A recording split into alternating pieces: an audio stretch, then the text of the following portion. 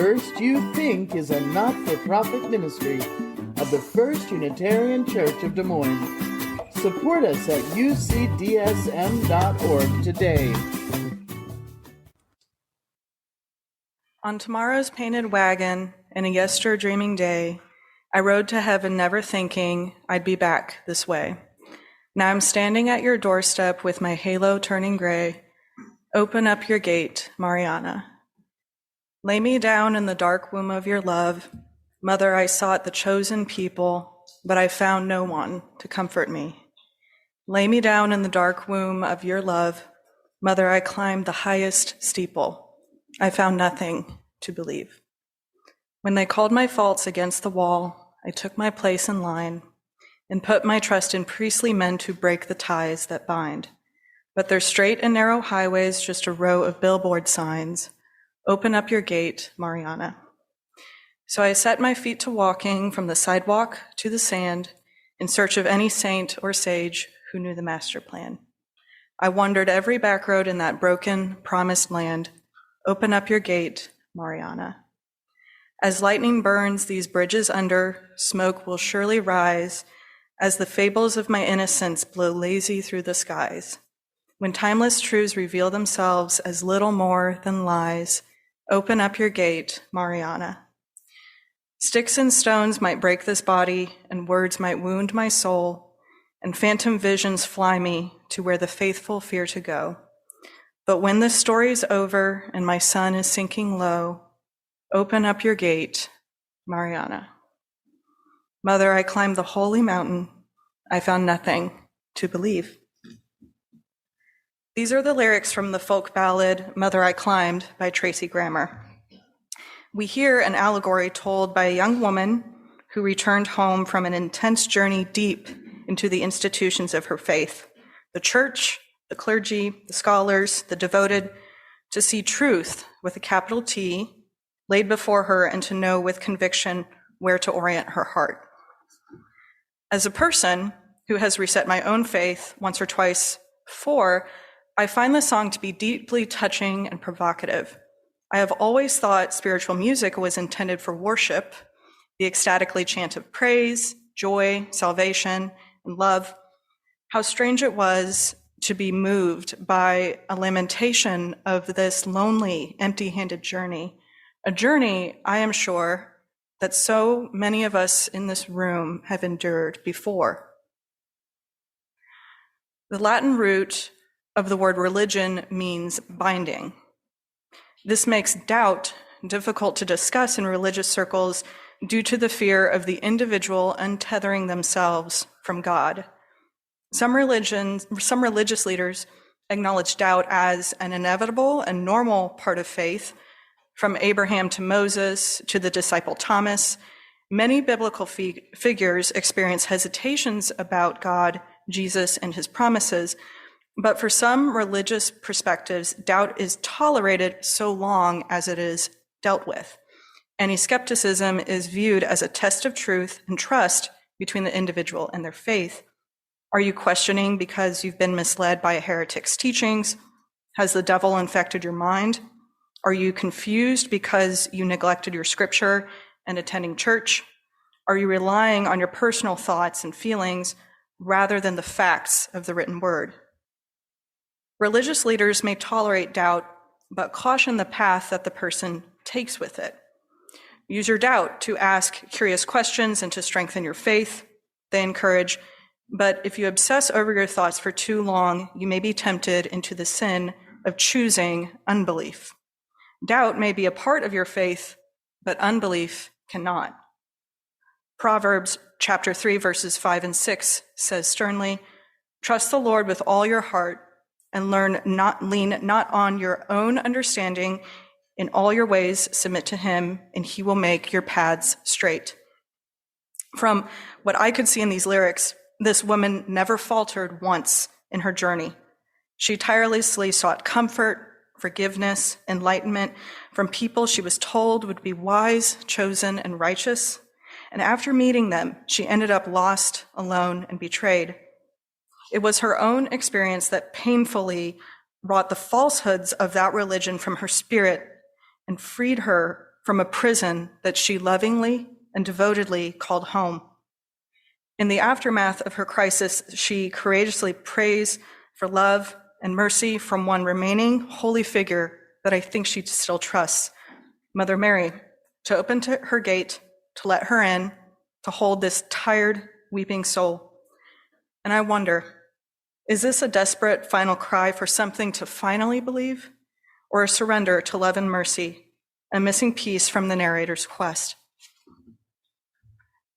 I want you to think for a moment of how you came through our doors in the first place.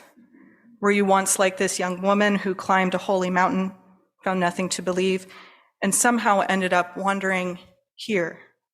How has doubt allowed you to see what you truly desire, what you hope to accomplish?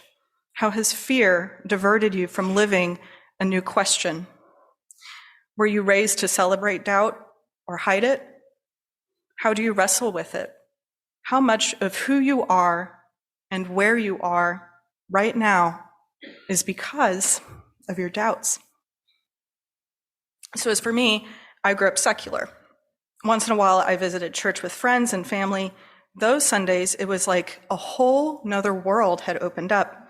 I was enchanted by the stained glass pictures, the fancy clothes, the billowing organ, the swooning sermons and the stories. Noah and the flood and the animals and the rainbow at the end, Moses and the Pharaoh and the Israelites in the land of milk and honey, the compassionate nativity story, the magic and mercy and sacrifice of Jesus. It was so comforting to be wrapped up in the warm arms of God on those few religious Sunday mornings. While I enjoyed the warm fuzzies of religious occasions, my mom divulged that I was baptized when I was a baby, to appease my grandparents. And that was that. I was saved. I was destined for heaven no matter what. Thanks, Mom and Dad. Appreciate that. But as I got older, I yearned for something to do while I was waiting for the afterlife.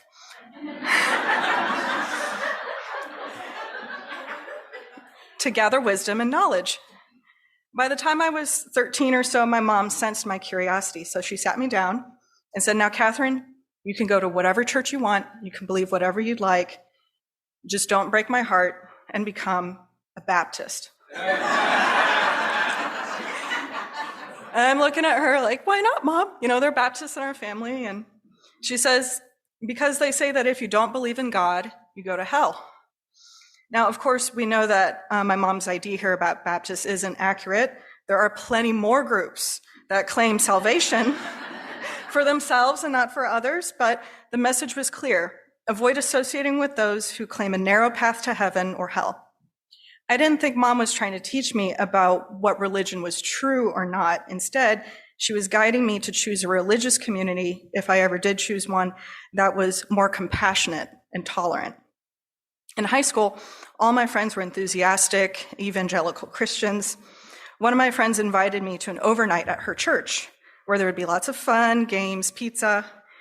And at around 1 a.m., when we were all sedated, sweaty, overstuffed with treats, we gathered into a hall where the lights were dimmed and everything went quiet. And the youth pastor emerged out of nowhere and started speaking to us. And I can't remember if it was 10 minutes later or 30 minutes later, but I remember that my sleepy head was bowed toward the ground, and I raised my hand up like this. With the others, I was just woozily consenting to accept Jesus into my heart. And my friend who was there whisked me off into the pastor's office when the sermon was over. And I was thinking to myself, oh, finally, here was the opportunity I was waiting for. I can now get to God and choose my own salvation instead of relying on the insurance of my baptism as a baby. Just a few minutes with the pastor, and I'll be all set. In the room was someone else I went to school with, a boy named Thomas. The pastor turned to Thomas first. It turns out that Thomas wasn't in the room to be saved or to quickly accept things, but to ask the pastor skeptical questions about the fundamental events of the Bible, like, how could the world be populated from just one man and one woman? Meanwhile, my hesitations and misgivings were starting to sprout in my head But my soul was on the line, so I kept quiet as Thomas and the pastor continued. Then the next thing came from Thomas. He grew up with Thai Buddhism and was bullied by Christian kids, not only for his religion, but his race too. Thomas pressed the pastor about Christianity and how it could produce kids who are self-righteous and intolerant. When the pastor tried to apologize on behalf of the kids, he too began to get a little curious about Thomas's background, asking him where he was from, where his parents were from, but no, where are you really from? The air in the room grew really tense as Thomas tried to move things into the next topic. He said, "So I'm gay, and that is not going to change. Would your church accept that about me?" And the pastor spoke really slowly. He was choosing every word. "Well, we have a man here who struggles with the sin of homosexuality, but we have been helping him to overcome it." By this point, Thomas appeared really deflated, hurt, and discouraged, and his questions quieted. The pastor swiveled in his chair to me. In the office, I was of two minds. I was patiently waiting for the pastor's attention, but I was also experiencing this storm of apprehension in my head. My insides were saying, "This isn't for you. Get out of here. What happened just now, that didn't feel right." But the pastor just starts talking at me for a few minutes, and then next thing I know, he hands me a copy of the New Testament. I take it in my hands, and the other part of me was thinking to myself, finally, I didn't have to think for myself anymore. The instruction manual to get to God was in my hands. My dear friend was sitting on my left, doubting Thomas on the right. This annoying voice, though, nags on and on. "Are you seriously going to do this?" The pastor asks me some simple questions about whether I believed in God, Jesus, and his son, and belief in him is the only way to heaven, yada, yada, to which I naively and obediently say, yes. To this day, I remember vividly the shameful and selfish place I was in that night, that I didn't stand up for Thomas in any way. I claimed my place to heaven in the aftermath of this bizarre series of racist and homophobic comments incurred onto somebody I knew and somebody I liked. I admire Thomas's brave skepticism, confidence, and wit. Meanwhile, I just shoved my worries down my stomach so I could be awarded God's grace. And in fact, I thought that was the better choice to make. For a few months, I tried to suppress my doubts and fears and become a good Christian. After reading the New Testament, I read our entire family Bible from Genesis to Revelations. Taking in everything at face value, I was moved to tears by the loving, poetic verses which anchored my newfound conviction. But then all those boring, prejudiced, absurd, abusive, and confounding parts made me wonder if any of this could have been real in the first place. And then I thought, is this like the actual real truth? Like the final word on love, purpose, and meaning? The Quaker pastor Philip Gulley writes in his book, Unlearning God, that infallibility is at its heart not the defense of truth, but the protection of ignorance. Later on, Gulley says, infallibility simply does not permit the church to keep pace with enlightenment and discovery. It drapes us in the garb of our spiritual infancy. And even as we outgrow it, it forbids us from donning a garment more fitting, saying it is God's preference that we remain as we always have been. When we question those preferences of God, we are accused of doubt and heresy, the twin signs of the enlightened and thoughtful everywhere, and are admonished to return to the truth. Ultimately, what infallibility demands is our steadfast refusal to study matters more closely, more critically, lest the wizard behind the curtain be revealed and we discover that he had nothing to do with God and everything to do with his own power. Rewiring myself to ignore my own experience and sense of right and wrong, then to then follow God was really difficult. At some point, I noticed my empathy, my thoughts, my emotions changing, was more judgmental of others. It pained me to suddenly see that my non-believing family and friends were now lost souls to me, that they would burn in hell forever because they wouldn't take the same path to salvation as me. When I realized heaven would be a lonely place, I let Christianity go. As I met people of varying faiths in college, I still wanted to believe in something, to prove myself as a good person because God was in my life somehow. The best I could come up with was the old spiritual but not religious alignment. It wasn't until I was surprised to meet a few people who were kind and happened to be atheists that I realized you could be good without God. And so I began to consider atheism for the first time. I dove down the new atheist rabbit hole on the web, where Richard Dawkins debated creationists, Sam Harris lectured on the immorality of religion. I read The God Delusion in like 3 or 4 days. While I recognize that atheism itself doesn't hold a system of values and ethics, the spokespeople for it certainly did. And they made it easy for me to channel all my dissatisfaction and disagreement with religion into self-righteous anger. Anger at all the injustices, hatred, destruction, oppression, waste, and selfishness we have seen emerge in the name of religion for ages and ages. And so I emerged as an angry atheist. Just like my conversion to Christianity made me wary of the non-believing world, my newfound atheism made me wary of the believing world. The atheism I absorbed lacked a focus on exploring and making meaning, and instead appeared to have a stronger interest in criticizing religious belief in institutions. For both Christianity and atheism, I wonder, thinking back, what if I had just spent more time with either of them? Maybe a few more months or years, what would I have become instead? Could I have reached the certainties that they claimed and gain the clarity I had long sought? It just turns out that my mind was still full of questions and some naive impatience. I simply let them go, and time went on. Philip Gulley, the Quaker pastor I mentioned a few moments earlier, writes more in Unlearning God that time provides a richer understanding because life and truth aren't always easy. In the summer of 2015, I stepped into First Unitarian for the first time, still seeking a community of like-minded people, actively pursuing spiritual growth. My first UU service ever happened to be one of our quirky summer services. Our minister wasn't behind the pulpit, but instead, a young person from our congregation was, speaking about the spiritual teaching of Star Wars. I was blown away that a place like this could exist to allow young people to not just participate, but lead services and speak their own truth.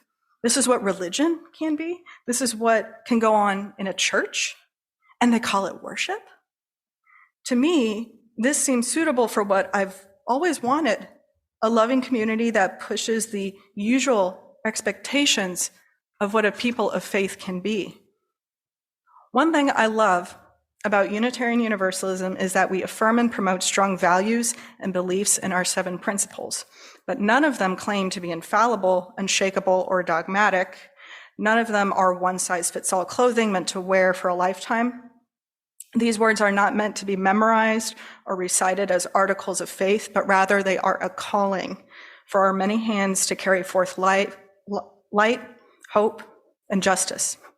Our living tradition allows us to explore the landscape of these principles through science, poetry, scripture, personal experience, and so much more to grow. The 3rd and 4th principles have always resonated with me. The 3rd says, acceptance of one another and encouragement to spiritual growth in our congregations.